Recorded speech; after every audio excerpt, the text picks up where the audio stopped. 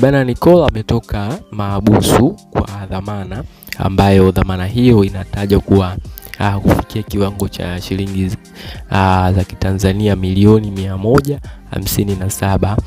Na mchanganuo wake huko hivi ni kwamba yeye kama Nicole kwa sababu washtakiwa walikuwa wawili.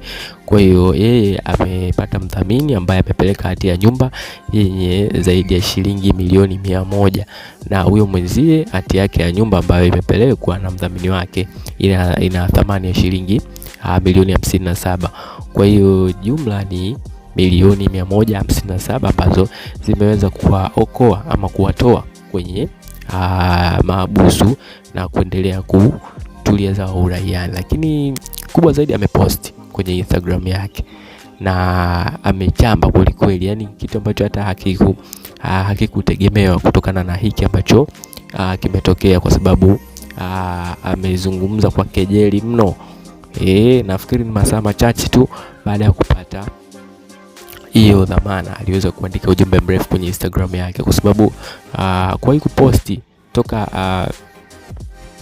aingizwe huko Lupango. Kwa hiyo ameweza kupewa naona simu yake na vitu vingine.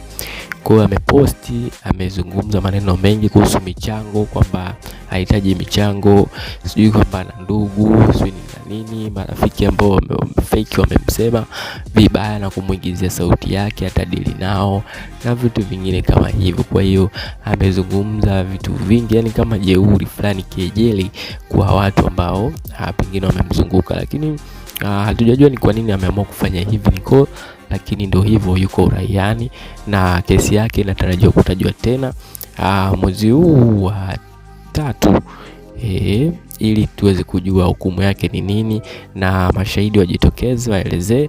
Lakini hii kesi itakwenda kuwashangaza watu wengi, kwa sababu naona kila dalili kama Nicole anaweza akashinda hii kesi, kwa sababu sio kwa kujiamini huku.